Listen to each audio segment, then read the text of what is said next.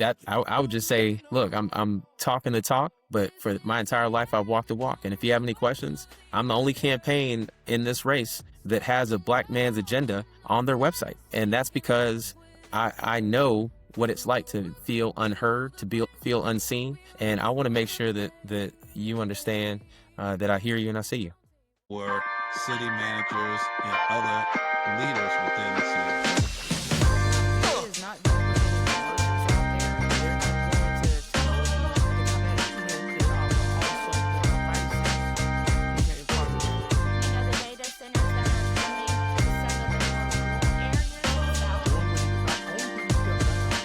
coming to some of the more rural areas south. Hey, family, welcome to the Black Man's Roundtable podcast and another episode of our 2026 election series special. Today, we got a very special guest and friend of the podcast, someone stepping into the arena with a vision for the future of Georgia. We're talking about education, economics, opportunity, justice, and what it really means to lead in a state as diverse and complex as ours. Joining us today is Georgia gubernatorial candidate Jason Esteves. Senator Esteves has built a reputation around education, advocacy, public service, and pushing for equity across the state. I just want to point out real quick, after our conversation with the senator, I will bring on my co-host, Rodney J. You all know who he is, for a post-analysis of this conversation that I'm going to have with the senator. He's a very busy person, and so we only got about 30 minutes or so of his time today because he's going to be right back out there knocking doors and shaking hands and doing the things that he got to do. So without further ado, Senator, welcome back to the Black Man's Roundtable podcast. It is great to have you on, sir. How's it going today? It's going very well, Rodney, and thank you so much for having me back on the Black Man's Roundtable.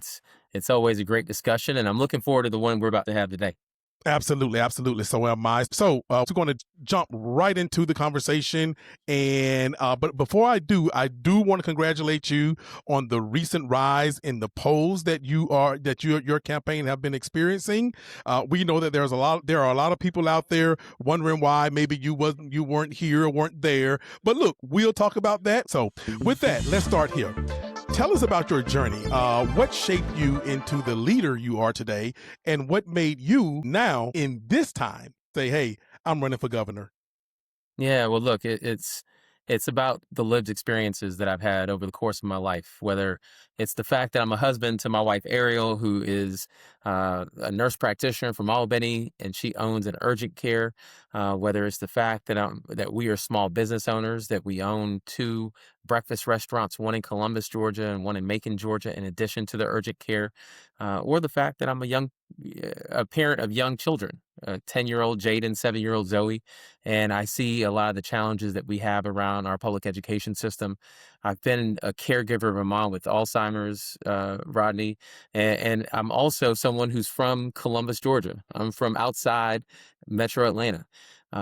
And I've seen how people across this state, whether right here in the city or in Southwest Georgia, Middle Georgia, along the coast, I've seen how people are struggling. And it's because of Trump's economy, but it's also because Republican leadership in this state has been making decisions that have put politics ahead of people. And as a result, people can't afford access to health care. They can't afford housing. They can't afford to buy their first home or downsize their home. We have brothers who are working very hard who can't get good paying jobs, and they're wondering why. And in a state that has $15 billion sitting in a bank account, in a country where you have the president of the United States that will wage a war that costs over $50 billion a day, while we can't have the basics here in this country, right? So people are disaffected by the politics. And I'm running for governor because I'm trying to give the hardworking people of this state a fair shot. And that's what I've done over my entire career is fight to give people who are working hard a fair shot. And whether that's been in the classroom, as a teacher, as a school board member, as a state senator, that's what I've been trying to do is to make sure we level the playing field so that if you work hard in this state, you can ultimately thrive in this state. And that's not how the system is set up right now. Absolutely appreciate that, and also I want to take out this time to give your offer your family condolences on your mother becoming a recent ancestor and everything. And we know that it was we know that your family is it was fought hard just like you do out here on your campaign. We know that you fought very hard to to to make that transition for her a little bit better, as at least as best as it could be. So I just Yeah, I wanted to do appreciate that. that. I appreciate that. And Absolutely. we had a fight with Alzheimer's with my mom. She was diagnosed at 60, and it was a long battle. But I will tell you, Rodney, my mom's the most influential person that I've had in my life. She planted the seeds of Yes, sir. service in me early on. So what brings me comfort is the fact that I am doing what she would have wanted me to do, which is to fight to make my community better. Absolutely, absolutely, and we also appreciate the service. I'm a retired Army guy myself, and Yeah. and we definitely appreciate the service of your family. We know that you are. I don't really know if military kids like a tag military brat, but Yeah. it's a good thing. It's not a bad thing because that means that you are so used to having to just lose friends, make friends, and understand, know how to read a room and understand going into different areas, different neighborhoods, different situations, and being able to adapt. So it's definitely a positive thing when I say military brat, because there's usually nothing bratish about you guys. So I just wanted to just point out that we definitely appreciate the service of your family in the United States military. Yeah, when I appreciate that. And, I'm looking to make sure that Georgia is a great place for veterans to live. And up until this point, we've done okay by our veterans, but we could be doing a lot more to make sure that retirement benefits are exempt from state taxes, for example. We can do more Yes, around sir. making sure that Please. veterans are receiving state contracts and they have good paying, good opportunities, good paying jobs. We can make sure that we're tackling homelessness that we have in the state, that have a large veteran population is living homeless. And we need to do what we can to invest in mental health services because our veterans are having a tough time finding the services with the federal government, especially if you live in certain parts of Georgia that don't have the access that we may have here in Atlanta. Um, they have a tough time getting mental health services. So I want to make sure that as a state that we are investing in making Georgia a better place for veterans to live. Yes, sir. I can probably have an entire podcast with you on veterans in the state of Georgia and the benefits and all of that kind of thing. But I'll just say this: I think it's a shame, and I'm glad you said about the not taxing veterans retirement pay and those kind of things, because Georgia, I believe, is like this third or something like that, second or third state as far as the amount of veterans in the state, and we have like Hmm. we have military installations all over this state. So I That's don't right. understand why we're not, as nice or as competitive as Florida and some of the other states are when it comes down to our veterans. But I'm definitely looking forward to your work on that, and definitely looking forward to talking to you down the line on on veterans issues in the state of Georgia. So I definitely appreciate Absolutely. that. Yes, sir. And I wanted to place this question near the top of our conversation today. There are several studies that prove that alcohol, cigarettes, those kind of things causes more social, safety, and health problems than marijuana. What's your stance on legalizing marijuana in the state of Georgia? Yeah, look, I think it's past time that we update our cannabis laws. It's something that other states have done a long time ago, and because of that, they're getting the tax revenue from those sales, and they are also ensuring that their communities are safer and that we are imprisoning less people for doing something that is legal in many other states. And in Georgia, as you know, Rodney, we have a very large prison population. We have a very large Yes, sir. number of people that are under probation. More people under probation in Georgia than in many countries. And as a result, I want to make sure that we are not only taking steps towards updating our cannabis laws and eventually legalizing recreational cannabis, but at the same time that we are um, ensuring that those who were arrested and sent to prison for selling or using cannabis are able to get the justice that they deserve. So I want to make sure it's two part, and you know that it's especially impacted Black men in this state, and I want to make sure Yes, that they sir. receive the justice and the relief that they deserve. And that is exactly the reason why I put it very at the top of our conversation today, because it impacts our community more than any other community, it seems. Yeah. Um, And you see that yes, Donald sir. Trump is already talking about descheduling it, and reclassifying it as a less harmful drug. We see that at the federal level, they're going to eventually get close to telling states, y'all do what y'all want with it. And when that happens, it's going to mean that people are going to be able to go to Alabama or to Florida where they have better cannabis laws, and they're going to be able to purchase this stuff and bring it across the border. We don't need instances where law enforcement has to figure out what to do when Alabama has better, more lax laws than Georgia does.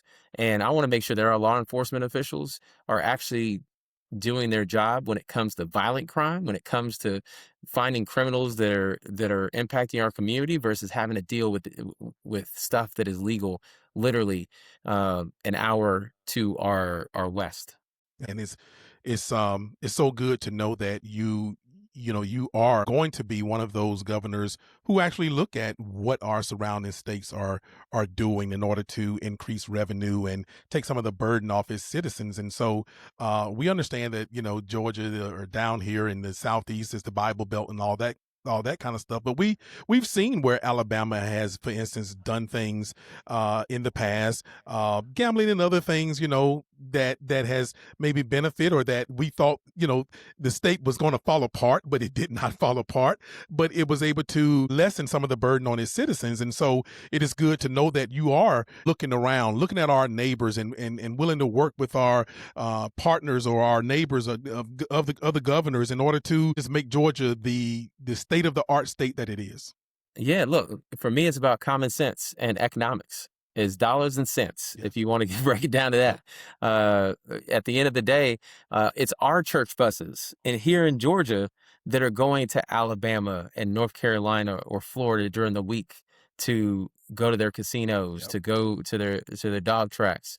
Why should we allow that to continue to happen when we could be doing the same thing to be competitive? And here's the thing, whether we're talking about um, uh, cannabis, whether we're talking about sports betting or casinos, my thing is we need the resources to invest in mental health services. We need the resources to invest in education and universal child care. So why not ensure that we're staying competitive with the other states, that we're implementing the best practices here in Georgia, and at the same time, we have the resources to provide our families with more resources and invest in our communities so that we can all be better off. Absolutely. And for those people who are, I know there's been in the in the news and on TV and all of that here lately about our young people getting involved and getting hooked on gambling. Well, listen, here's where I look at that, Senator, is that your platform talks a lot about investing in our youth, like for real, actually Yes. investing in our youth.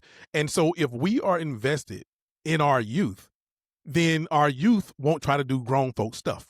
So at the Mhm. end of the day, is that if those things, if you bring some of those things to the state, by looking at them, you and your staff and everybody, and saying, hey, this is something that can take a lot of burden off of our tax-paying citizens of this state while investing in our youth, then again, we're good to go. So I'm not really concerned about, as someone who's a former teacher like yourself, in Atlanta public schools. I think I was there when you were on the school board, I believe.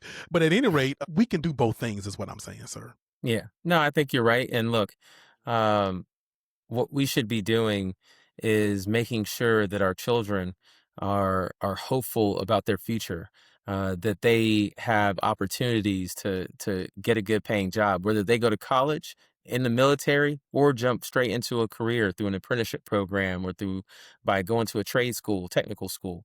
I want to make sure that children have that hope, and it's going to help to make sure that they have mental health services as well, because being a teen, being a young person in today's economy, in today's world, is very challenging, Rodney, as you know. Yes. But I think Yes, that sir. we should be supporting our children, and you're right. We could put in checks and balances with some of these things to make sure that our children don't have access to these dangerous Exactly. uh, products. And let me give you an example. Right now, when you talk about cannabis, the reality is that in Georgia right now, a teenager can go to the gas station and buy a THC product that is not regulated, that is barely regulated, that was probably manufactured in China and has all kinds of chemicals, right? Yep. If we heavily regulated the cannabis industry and locked it down so you just couldn't go to a gas station and buy some THC product that was synthetically manufactured in a foreign country, then we would protect our children from being able to buy something easily at a at a gas station, and at the same time we ensure that whatever's out there is regulated, is Georgia grown, is high quality, to prevent a lot of these bad things from being out in the streets. And the same thing goes for sports betting, for example. The reason we've been able to catch all these athletes that have been sports betting, whether they've been in college or high school or in the league, is because those states have legalized sports betting and they've been monitoring those players. So I think there's a way to make sure that our children are being supported, and at the same time, we're able to ensure that they're not getting their hands into things that they should not be getting into. Let's talk about weed laws in Georgia. We have to legalize cannabis. Which one should I use? Cannabis, marijuana, weed? And I plan on doing that as governor. But you need to register to vote. You have until April 20th, 420. Cannabis laws across the country have moved forward. Georgia has been left behind. Even Florida and Alabama are doing it better than we are. And the states that have updated marijuana laws are using the money that they make from those programs to fund services that people in our community need. Things like mental health services. In Georgia, we need to take steps to improve our marijuana program, update our marijuana laws, fund mental health services, and we could also update our criminal justice system that has locked up way too many people for doing something that is legal in most other states. Go ahead and register to vote by 420. Absolutely. Well, look, great segue into my next conversation piece, which is education. Education has been a cornerstone of your work. Let's break this down. What's not working in Georgia's education system right now, especially for Black boys and young men? Yeah, well, look, we're teaching our kids the same way we taught them 100 years ago, even though a lot has changed. So there's a lot of innovating that we need to do with our public school system. But I even look deeper than that. When it comes to our Black boys and our young men, we have to make sure that we're giving them the building blocks that they need to succeed. And the literacy crisis that we have in this state is a big problem.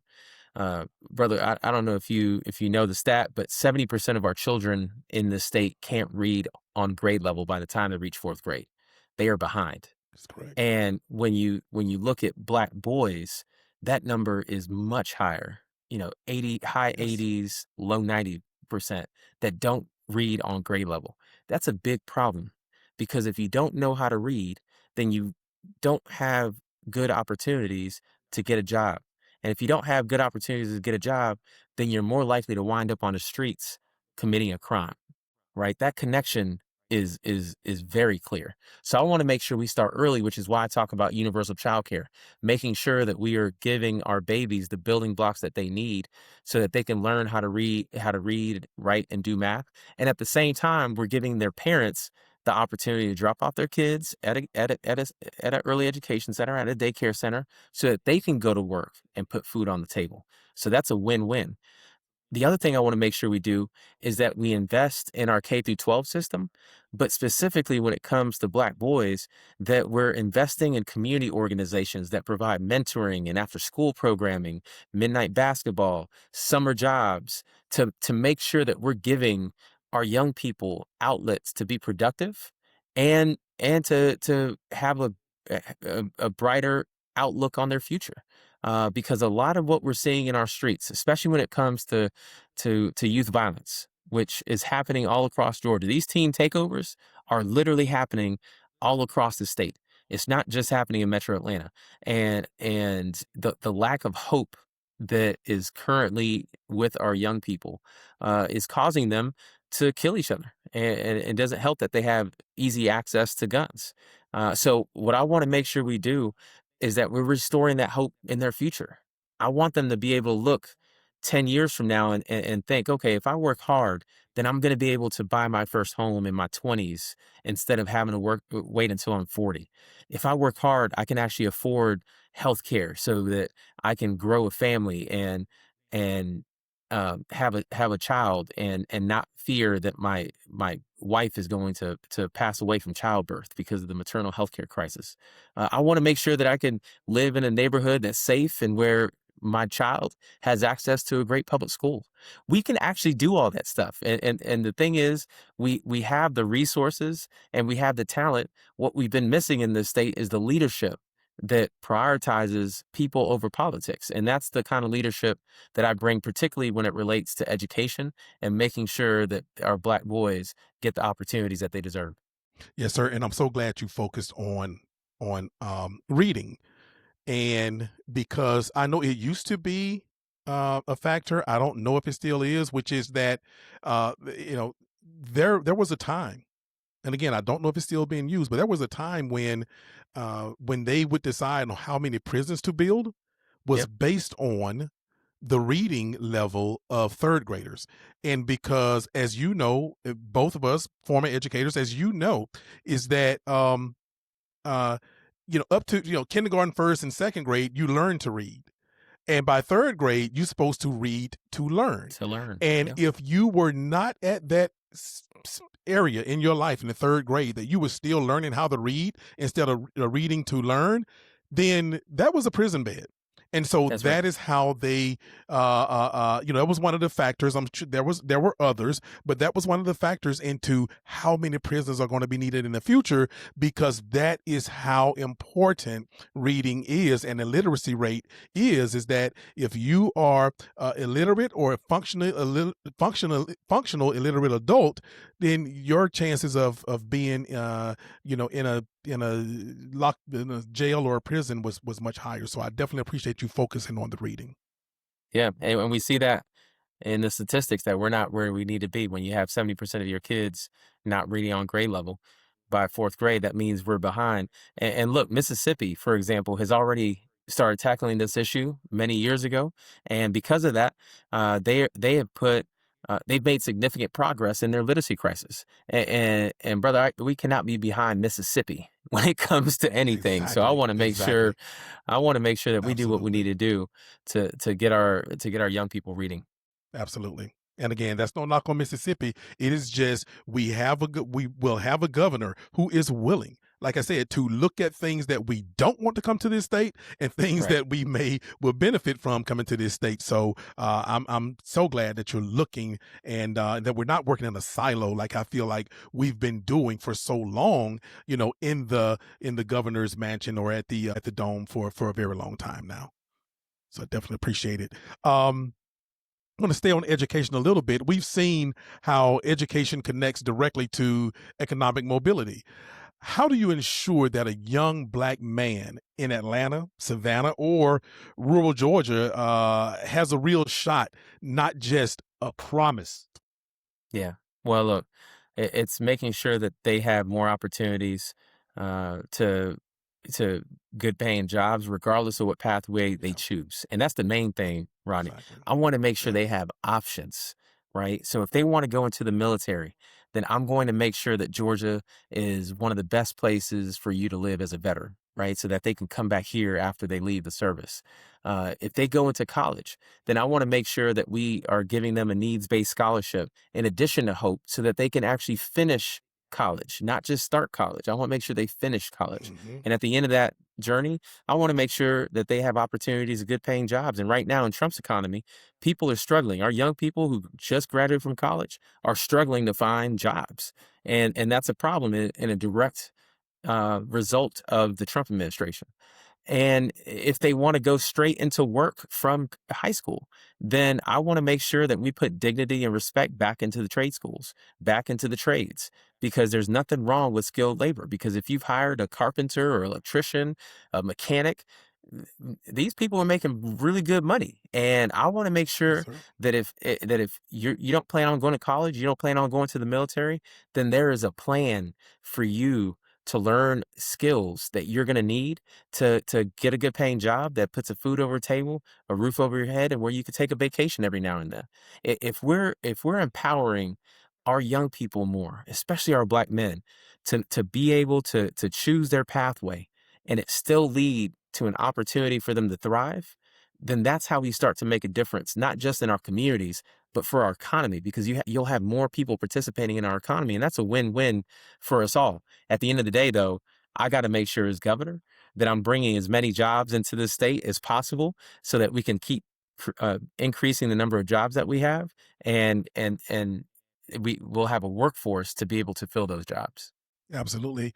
And, because right now, honestly, Senator, a lot of folks just feel like the system wasn't built with them in mind. So, but hey, And that's because it we're wasn't. It wasn't. That's the sad reality. absolutely. The system was not built uh, with us in mind. The Yeah. state capitol is still very much ran like a good old boys club. It is not intended for those. You can call him the little guy, you can call him the underdog, you can call it whatever you want. It was not intended to be fair, and I want to make sure that we're living in a fair state where if you work hard, you have the same kind of opportunities as everyone else. We success should be based on how hard you work, not on who you know. Yes, sir. It's the only thing we've ever asked is just a even playing field. So That's it. it is what it is. So, um, you kind of started it already, but we're going to talk economics. Black men are often overrepresented in struggle and underrepresented in opportunity. What's your plan to close that gap? Yeah, what I want to make sure that we're giving Black people opportunity to build their own wealth, and the number one Yes, way to sir. build wealth is home ownership, which is why I want to make sure that we're lowering the cost of housing, that we're stopping private equity funds from buying up single family homes. I want to make sure that we are also working with cities and counties to build as many homes as possible so that people can actually have access to affordable housing. But then the second way to build wealth is to start or grow your own business. And as a small business Yes, owner sir. myself, I know that small businesses are the backbone of this state. So I want to make sure that we're providing people with the opportunity to open and grow their own small business. And I know that the number one barrier that Black people have to opening their own small business is access to capital. And if we have a state where the governor of Georgia, Brian Kemp, can give Hyundai $1.8 billion in tax Yes, sir. handouts, then we can certainly use some economic development dollars to provide low interest loans and grants to small businesses across this state, which is why I'm proposing a $1 billion low interest loan and grant program, working with financial institutions to make sure that people have access to the capital that they need. Because as I crisscross the state of Georgia, it's the mom and pop shops, it's the small businesses that are helping to Mhm.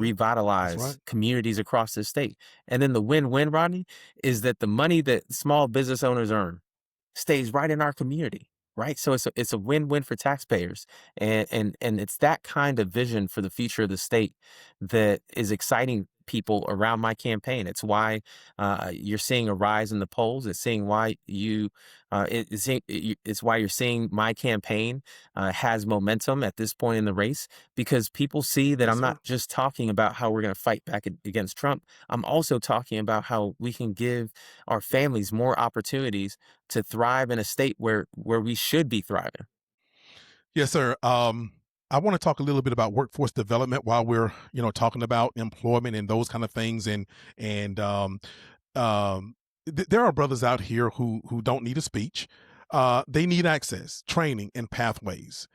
And because at the end of the day, empowerment isn't just about policy, it is about whether people can feed their families, build wealth, and own something. So I just want to thank you for going into and being a small business owner yourself, it it makes us feel so well, it makes me feel, and I know it makes a lot of the people that watches this podcast, who are also a lot of small business owners, feel a little bit better that you understand the struggle of access to capital and those kind of things and training and pathways. And so I just want to reiterate, I just want to thank you for just understanding. And like you said, we see you out on the campaign trail, and we definitely see the rise in the in the polls that's happening with your campaign, and it is because you don't shy away from talking about these issues, especially economic issues, head on. So we definitely appreciate that, sir.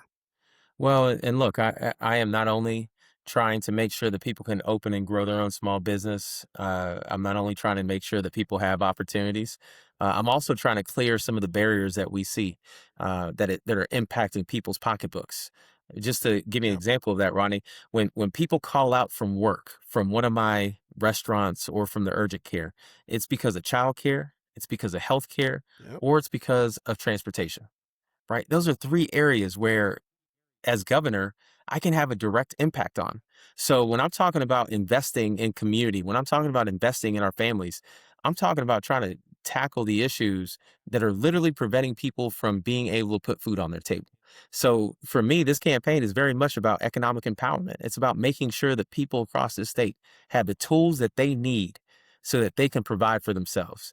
And as a black man, that's all we want. We just want the opportunity. That's Just it. give us a fair shot.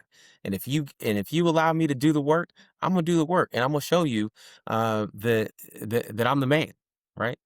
Yes, sir. Look, we have and we could talk about this later on down the road, but look, we have people in this race who are, maybe they were small business owners at some point, but their business and what they own is multi-million dollar companies and everything. And look, we know, just keep it real, that you get kind of out of touch when you have a multi-million dollar, billion dollar, for some of these folks, business, but also some of these connections and all of that stuff.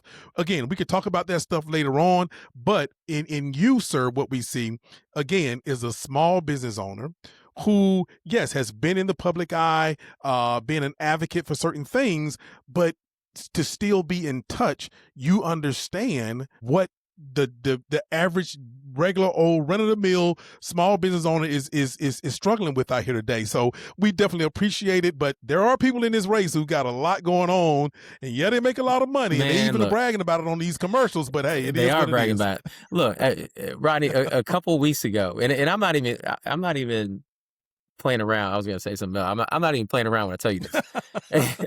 Okay. But 2 weeks ago, I was literally in the kitchen of my restaurant in Macon. I was literally washing dishes because our dishwasher quit mid shift. Right? I'm on the campaign trail for governor. And I had to do what I had to do to make sure my small business is successful, right? Uh, Rick Jackson and Burt Jones can't talk about that. You know what No, I'm saying? They, sir. they are out of touch with the average Georgia. So when it comes to a Democrat winning in this race, when it comes to building a broad-based coalition that we're going to need to build to actually win in November, it's going to take having someone that understands what it's like to be living in Georgia today and dealing with the challenges that people across the state are dealing with. And there's no other person in this race that can speak to those challenges like I can. And look, there's nothing wrong. Just for our listeners, our followers, there's nothing wrong with making a lot of money and being a billionaire or a millionaire or whatever. However, what you need, unless you are already there, then, well, you're probably not listening to this if you're already there, but unless you're already there, you need someone to understand and help you get there. Look, millionaires, billionaires, whatever. But how did you get there? And what you need is someone to help you get there. Rick Jackson got there with a whole bunch of state dollars going his way, that were no bid contracts, by the way. So he had help too. It's not like he just Yes, sir. magically became rich. People have help. I just People want to have make sure help. that it's actually fair. That's it, across the board. Want to make sure that you can get those contracts as well. So, look, we can't ignore justice. Black men and the legal system. That's a conversation that's long overdue for real solutions. What does justice reform look like under your leadership? Yeah, so look, it's making sure that we're addressing the corruption and the issues we have with our current system, whether it's rooting out corruption with guards and the gangs that we have in our prisons. I also want to make sure that we are investing in the mental health services and the career training that should be happening with those who are going to be released in 5 years or 10 years. But I also want to make sure that when people leave the system, when they've done their time and they're supposed to be rehabilitated, right? I want to make sure that they are actually having opportunities to lead productive lives and contribute back to our economy. And that means when they come out, they should be able to rent an apartment. They should be able to get a job without checking the box and not being able to get those jobs because of the stigma that comes behind being classified as a felon, right? I know brothers who served their time, who came out, they had skills, they were ready to go, but because they had to check a box, they couldn't get a job and then they couldn't get an apartment. And when they wanted to change the system, they were also told they couldn't vote because they were ex-felon, right? So what option are we giving them? The only option we're giving them is to go back to the streets.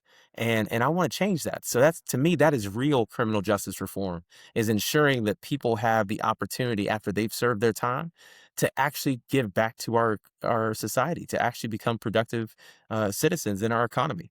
But we can avoid a lot of this by focusing in on what we talked about earlier, which is education. So my platform around criminal justice reform is not just about solving the issues that we see right now, but it's also about preventing them from happening in the future. Yes, sir. And before we begin to wind this conversation down, I want to just stay right here on criminal justice just for a second and ask you, what role do you believe that the state should play in rebuilding trust between law enforcement and the Black communities? Well, I think we need to have law enforcement agencies that are working closely with churches and community organizations that Yes, are sir. of and from the people, right? Like we need people who understand our culture, who look like us, working with us hand in hand. Because no matter where I go across Georgia, there are people who want to live in safe communities. And my number one job as governor is to ensure that people in this state are safe. Uh, the Yes, only way sir. to do that, though, is to make sure that community and law enforcement are working hand in hand, and that community doesn't feel like law enforcement is not working with them. And that means setting the example at the state level, but also working with sheriffs and local police departments to make sure that there's a strong relationship. And we have examples of that across the state, but particularly here in Metro Atlanta, where we've seen community policing, we've seen investments in making sure that law enforcement agencies are ingrained in the community and that people feel very much aligned with their law enforcement agencies. Thank you for that. And let's take a quick shift to leadership as we wind down. Running for governor means you're asking people to trust you with the future of this state. Why should Black men in Georgia trust you, sir? Look, because of the work that I've done over the course of my life and because of who I am. And um, over the course of my life, I've always been focused on leveling the playing field, and that's been whether it's been as a teacher, whether it's been as a school board member or as a state senator. I've been talking about the same issues and trying to work on the same issues my entire career, and there is no better position to actually see that vision become a reality and make sure it does than the position of governor, and that's why I'm running. The other thing is I am like you. I'm like us. I'm in the same position as a lot of people in this state. So I've seen the issues that we're facing firsthand. I understand the challenges, but I also understand where we need to go to solve these problems as well. And because of that, I'm not someone who's sitting on a perch and telling you how things should go. I'm working hand in hand with community and with people across this state to try to solve the issues that have been plaguing our state for far too long. And we've given these Republicans 20 years to fix our issues, and they've made it worse. what I want to make sure we do is that we send someone who can be the bridge between generations, to who could build a multi-generational, multiracial coalition, uh, who can build and bring people together, to ensure that we're actually um, delivering on the promises that I'm making on the campaign trail, and ultimately make life better. So uh, I would just say, look, I'm talking the talk, but for my entire life I've walked the walk. And if you have any questions, I'm the only campaign in this race that has a black man's agenda on their website. And that's because I know what it's like to feel unheard, feel unseen. And I want to make sure that you understand that I hear you and I see you. Yes, sir. Look, Senator, getting word that you got to get out of here and you got to do what you look. You're out there. You're all over the place. So look, let me get ready to get you out of here. But look, before we do, I just here's what I want you to do for me. One word to describe Georgia's future. One word to describe Georgia's future. Bright.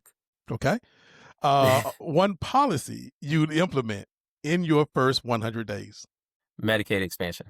Next, the biggest issue facing black men in Georgia right now. Just the issue. Economic opportunity. And last, a leader who inspires you. This sounds cliche, but I would say uh, Obama. Well, that's a good one. Look, Senator, we know you got to get out of here. We appreciate you pulling up to the round table and having a real conversation with us. But before we wrap up, what is your message directly to black men across Georgia? Look, my message is, if they are tired of the old politics and the politicians that got us here in the first place, then I'm asking for your support. I'm asking you to support someone who represents a new generation of leadership, someone who is laser focused on delivering when it comes to health, wealth, and opportunity, which is what my campaign is all about. If you want someone who's in the trenches, as a small business owner, as a father, as a caregiver, as someone who understands what we're going through, then I'm your man. Vote for Jason Esteves. Check me out on social media at Esteves, or at Jason Esteves, or on my website, jasonesteves.com. Either way, I hope to earn your vote. Make sure you vote by May 19th. Yes, sir. Well, look, you took care of that last question, which is how can people reach you and support your campaign? Well, you just did That's it. But look, Senator, thanks again, man, for coming back on the Black Man's Roundtable and chopping it up with us. Thanks for being a friend of the podcast. We look forward to having you back on the roundtable as our governor to get That's an right. update on the state of black men in Georgia. Senator, we know you got to get out of here. We could talk all day and all night probably, because Yes, we we can. appreciate everything you're doing out there. We are looking, we are watching, and we are just celebrating your rise in the polls. And if they want to keep ignoring you, or they want to whatever they're doing, I guess they're about to wake up now. But Oh, especially they gonna with the see, things they that gonna you've see been me. doing They can't ignore me at this point. Absolutely. So look, be safe out there on the Appreciate you. campaign trail, and keep doing what you do. And thanks for being a friend of the show. We'll talk to you soon. Thank you so much. Yes, sir. Rodney. I tell you what, man, look, hey, I guess I'm going to say welcome to our post-analysis of the conversation. Yeah, you've been taking some copious notes there in the virtual green room. Yep, absolutely. And so, look, we're gonna chop it up a little bit. We went so we have about 20 minutes or so. We in order to do your post analysis and everything. And so look, without further ado, man, kick it off, Rodney. Kick off this post analysis, brother. Great interview, man. I like those one-word questions, man. That's answers to those questions. That's good, man. That was good. I like that. Yeah, absolutely, man. I was getting messages that, hey, he got a hard out. He got to get out of here. And so he's a very, very busy man. So thank God for his communications team and talking to us and letting me know what's going on and that kind of thing. So anyway, Rodney, it's yours, brother. Well, the brother is keeping hope alive, in the Yes. words of Jesse Jackson, the late Jesse Jackson. And in the spirit of Obama, if I was the guard on that team, I'd have me 2 centers. Woo. Yep. But what I heard was a Georgia Project 2027. That's what I heard. All right now. People over politics. Georgia Project 2027. Jason is like us. He knows what our folks, and particularly our black men, have gone through in this country because he's gone through it. Mhm. Yep. And he speaks to everyone, not excluding us. That's what I like. So I'm appreciative of the fact that he's put himself out there. It's not easy to run for governor. He's got to run across the state. Like you said, his wife's got a business. They've got 2 other businesses. You know, that's not an easy task. He's got a big village, I'm sure, to be able to do all of that. But I think we should be very pleased and appreciative that he's put himself out for that. And it was very clear that his education background was very helpful to this discussion of being governor. Now, he's not going to be the Secretary of Education for the Right. state of Georgia, Right. school superintendent, I mean, but the school superintendent's responsibility would be to check in with the governor, even though they're a constitutional office, and discuss policy and budgets for the education department. So the fact that this young man has a great background in this area will be very helpful to making sure that whoever is in the superintendent's seat, that there's some checks and balances and some oversight. That I like. I was very pleased to hear that. Also, Absolutely. he got his eye on the budget and on the money, and he knows where it should be appropriated to get our young people in a position to be successful in this state. And you know, you and I have talked about this. We keep talking about we're the best state to do business, but are we the best state to work in? Exactly. And I think that's what Jason was talking about. Types of training. If you're not everybody's going to go to college. And there's Exactly. a big, you know as well as I do, bro, there's a big gap in skilled construction trades right now. They are Yep. desperate, especially with this national policy of getting rid of all of our Latino brothers and sisters out of this country who were in the construction trades, who were in the agricultural trades, providing those kind of skills that we need. So we're going to have to step up, and I think it's a great place for us to start in our community, particularly with black men.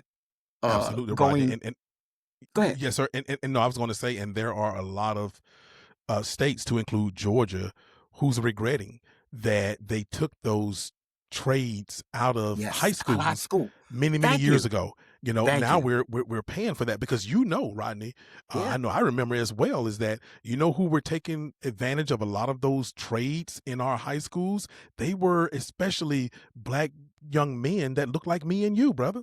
Thank you. Thank Yes, you. sir. Exactly, bro. Exactly. So I was very excited about that. And then the young man, Jason Esteves, has got his eye on the prize. Yes, sir. He understands economics. He understands where the jobs come from in our economy. And bro, you hit the nail on the head when you were talking about small business development. The federal government has cut back on loans going to small businesses because they don't want them to go to black businesses. That's right. This whole That's right. anti-DEI, the Minority Business Development Agency, bro, U.S. Department of Commerce, they've gutted it. Gutted it. That's how I cut my teeth in business consulting. I worked for a company that had a contract with the Minority Business Development Agency. Worked with a lot of small businesses, black and Hispanic businesses, or who were trying to get a capital to start the business or expand or to buy a business. We have to replace that gap at the state level if we're going to continue to create jobs. And as Jason said, to turn that money over in our community, because these small businesses, they spend that money in the community that they're in. So Yep. I was excited to hear his understanding and the importance of economics as it relates to business development for the state of Georgia and for its citizens. I was very happy Yes, to hear that. absolutely. I was as well, Rodney. And what I want for our white brothers and sisters, our non-melanated brothers and sisters out there to understand, and that Mhm. is that when you are, you know, you look at this, they want you to believe that this black man running for governor is only going to be for black folks and all of that stuff. Okay, first of all, there's no way you can do that. Okay. Not Second in of this all, state, no, sir. absolutely. Second of Cutting all, your nose off to spite your face.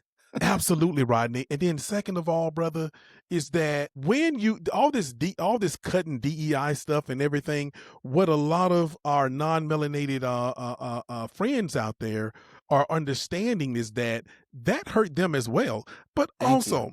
also, okay, That's by it. implementing policies or implementing policies as the governor that will help black and other minorities, chances are it's only going to help you even more. Yes. So don't believe the Yes. hype. Don't believe any of that stuff. But go ahead, Rodney, with your analysis, brother. No, absolutely, absolutely. Well, I think to your point, you hit the nail on the head. Racism is like cutting your nose off to spite your face. Absolutely. Because we are Americans, regardless of our ethnicity, regardless of what tone we may have, melanated and non-melanated. We rise or fall together. Yep. And that's a missing link. That racism is extremely expensive and it's costing our economies and progress as a result. And like it's extremely beneficial to the very, very, very, very, very rich people at the top. The few, the less than 1%. Yes, sir. Exactly, exactly. So I think Jason was talking to everyone when he talks about his policies. And the citizens who need to hear this the most are the ones who are being affected by the current policies that at the national level that are definitely hurting everyone. Not, Yes, sir. not just us. Everyone. Everyone. The early childhood funding, I think, was an excellent concept and idea. The new mayor of New York City has instituted it, Mandami. And it's not a capitalistic or socialistic. It's common sense, Rodney. That if you want to have a productive labor force, you have to invest in your citizens at their earliest age. And as he pointed out, coming from education, as you pointed out very clearly, if you don't read it by the 3rd grade to be able to learn, they got a cell waiting for you with your name on it. Yes, sir. Guaranteed, or a plot in a cemetery. Yes, You sir. follow? So I think again, I see this as Georgia's Project 2027, as per Jason Esteves. I think putting people over politics is the way to win this, and I think he's speaking to everyone. But for our brothers that are melanated, we have been a target of this federal administration to an extent that there's a lawsuit being filed by a fired black federal employee in a class action that they targeted firing black people and black men. So I hope this is a lesson that whoever becomes governor, they need to be listening to Jason. But I believe that he will be governor. He has the best shot, I think, based upon his background, his track record, and how he comes across. And I love the idea about bridging the generations. You know, he's in a good position by his age to be able to bridge those generations, the younger and the older, and bring folks together. And that's what we need in a leader in the state.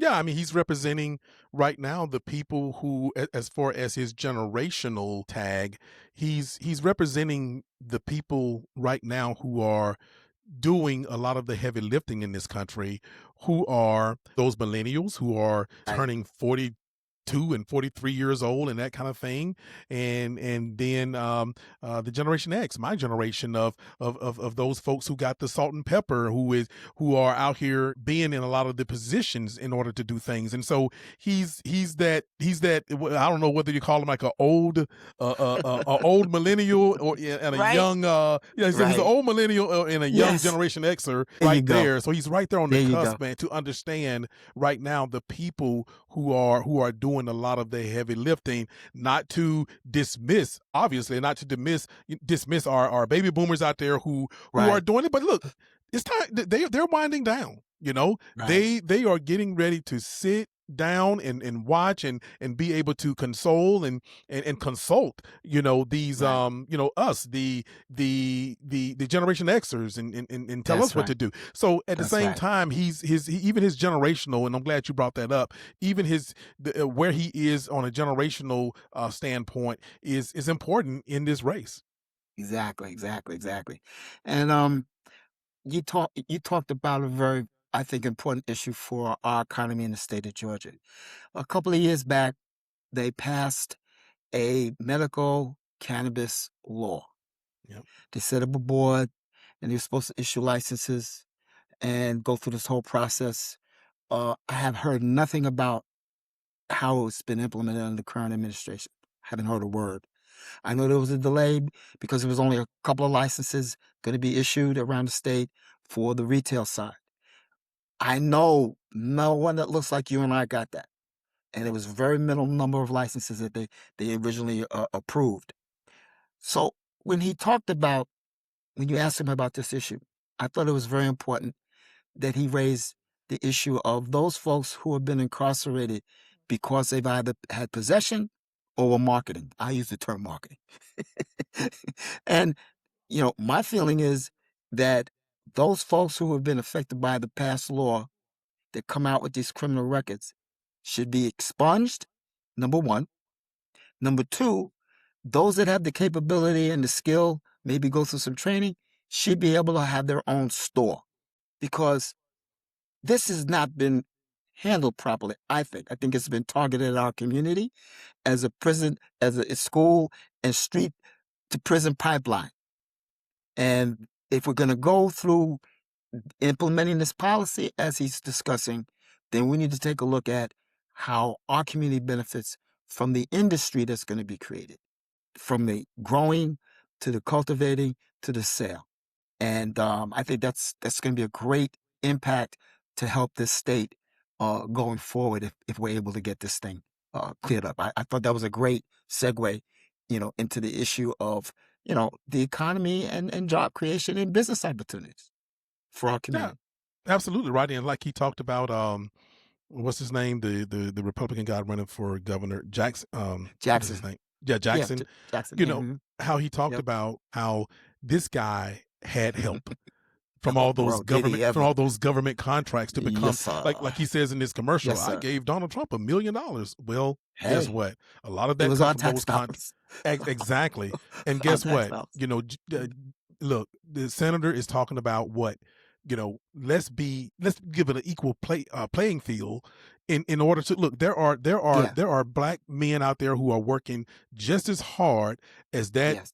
candidate that Yes. brags about giving Donald Trump $1 million, who Right. also need a bridge to maybe helping them get some of these state contracts and all of that kind of stuff, and not just having one or Correct. two people or a certain kind of person getting those contracts. So look, Correct. let's stop all of the well, what is he doing? Or look, like he says, he's the only one that has a black man agenda Correct. on On his his platform. website. Yep. Go look at it. Yep. And he knows because he walks in those shoes. Just for the Absolutely. audience and for our listeners, I just wanted to help folks understand, because not everybody knows what the powers of the governor is. So Yes, I sir. wanted to recite that. Under the Georgia Constitution, it outlines the governor's formal powers and duties. They include enforcing laws, appointing people to state offices, signing bills into laws, suggesting new state programs and laws, and proposing and directing the state budget. And it's a huge budget. He or she also has the power to call special sessions of the legislature and can veto legislation. The governor's got a couple of tough bills on his table right now that people are pressing him to veto. The governor is also the commander-in-chief of the Georgia's military, the National Guard. The National Guard, yes. Yes. So, and I didn't know this, but the lieutenant governor doesn't necessarily run on the same ticket. In New York, they're on the same ticket. Here, they run separately. So he Yeah, could wind up Georgia with, is just yeah, it's two totally he could separate wind up things. lieutenant governor from a different party or different wing of the party that he's in. Yes, sir. You never can tell. But I've had the opportunity to meet him, know him, work with him in the state Democratic Party. He was state treasurer. He was my state senator before he decided to run for governor. So I've been under the Gold Dome, as you know, Yes, sir. on staff in the House, and I've seen him as he operates, and I couldn't be happier that he's actually running for governor. And like I said, Rodney, he's not afraid to come on these kinds of platforms. He's not afraid to talk directly to black men, white men, whatever kind of men, women, children. It really doesn't matter. But because of his experience in education, in advocacy, and all of those, and being, we know, one of the hardest businesses in the world, to small businesses in the world to run and to be Mhm. successful is a restaurant. Yep. And he has Yep. multiple of those. So he understands and what hard work looks like, but Correct. also being in one of the toughest industries in the Yes. small business arena Yes. in restaurant ownership. Yes. It lets you Yes. know, man, that his pedigree is is something Yep. it's something to kind of marvel at, and it's what Right. we really need Yes, sir. in that governor's mansion, man, here in Georgia. He's We like us, absolutely need bruh. it. Yep. He's a lot like us, Yep. hardworking people from all over the state. And From he all over the comes from state. Columbus, Georgia. He's Georgian. Absolutely. He's a homegrown boy. So I think the state would do well to put him in the governor's office. So look, Rodney, hey man, I appreciate your we didn't, because they were so pressed for time, and you know that we've been trying to coordinate this Oh, yes. Yes. conversation with him, Yes. but his schedule is off the chart. Thank goodness, I guess it's a good problem for us to have, that our schedule is kind of off the chart as well. But Yes. we finally were able to merge these things, get this Yes. done today. Yes. But if people are wondering, well, why didn't because people are so used to seeing you and I both kind of interviewing the especially Right. the political candidates, whatever, it's because it's short on time, and we don't want to bombard them like Well, that, and then excellent. trying to Excellent. squeeze in every single question and all that kind of stuff. That's it, So, bro. but look, one thing we knew is that I said, hey, Rodney, look, I'm going to need you to do a post analysis, a post conversation analysis of what we just talked about. And I appreciate it. And you did an outstanding job in doing that. And I think it really, you really honed in on the things that the followers of the Black Man's Roundtable podcast want to know. You know this audience just like Yes, I know sir. this audience. So That's how we do it, bro. that's how we do it. That's Listen. how we do it. Absolutely. So, Rodney, I'm just glad that Jason is a friend of the show. And Yes, when sir. this man says that he's going to come back once he's in Yes, that sir. governor's mansion and talk about, the state of black men Yes, in sir. this state of Georgia, this great state of Georgia, he's Yes, going to sir. do it. And you I best agree. believe if things are not going right, Rodney and Bobby, got to pull Bobby in sir. here. Oh, Hey, I'm gonna tell you absolutely. something, man. We don't mess around. We're forced to reckon with. We're not those got you folks and trying to No, set sir. people up for failure and all the No, drama. sir. We'll save that for someone else. But Yes, but sir. what we want is for black men to strive and succeed, in Yes, this sir. state. So anyway, Yes, Rodney, man. again, appreciate it, man. No problem, man. Appreciate always appreciate all your hard work that you do. There's so many things that you do behind the scenes and that people will never know about. But brother, I know, and Yes, we sir. know.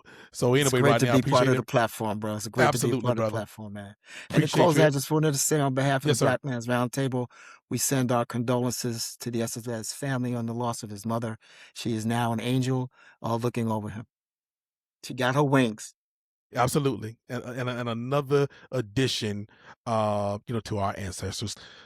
So anyway, with that, catch the Black Man's Roundtable podcast the third Thursday of the month. Also catch the Black Man's Roundtable Roundup with Rodney and Rodney the second Thursday of the month. And the Black Man's Roundtable Local Lookout with Rodney and Bobby the first Thursday of the month. All episodes drop at 7 p.m. Eastern Time. Until next time, we'll see you in them suites and them streets. Peace. Flipping those tables. Flipping them tables, brother. Hey, family. If you like what you saw, visit our website at blackmansroundtable.com for more information or to check out more content. Until next time, we'll see you in them suites and them streets. Peace.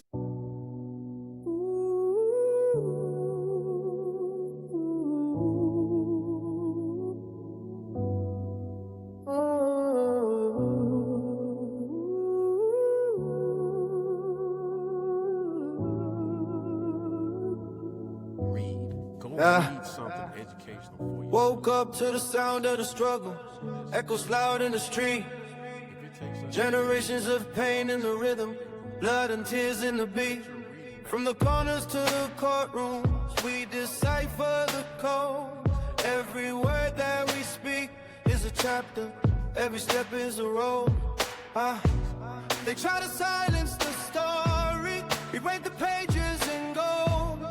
But the truth don't need no filter, the truth don't need no hope. This is the anthem, the voice of the unheard. Standing tall in the fire, speaking life with each word. From the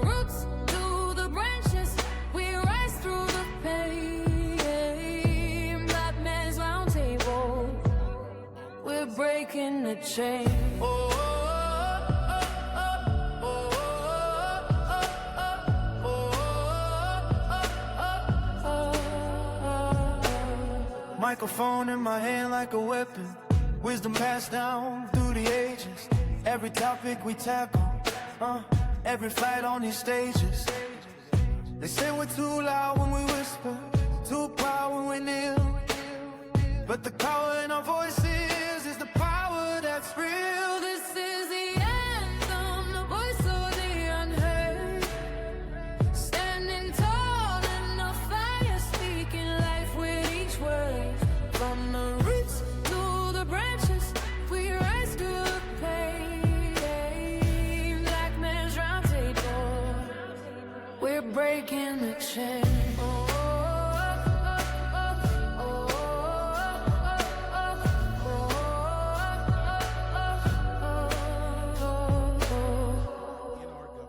This is the anthem, the voice of the unheard.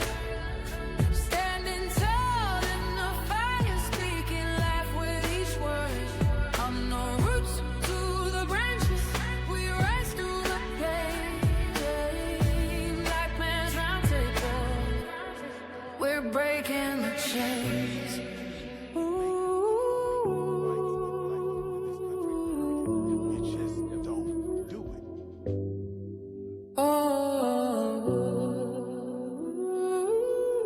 Unapologetically black. We'll see you in them suites and them streets where we're flipping tables like Jesus. We're breaking the chains.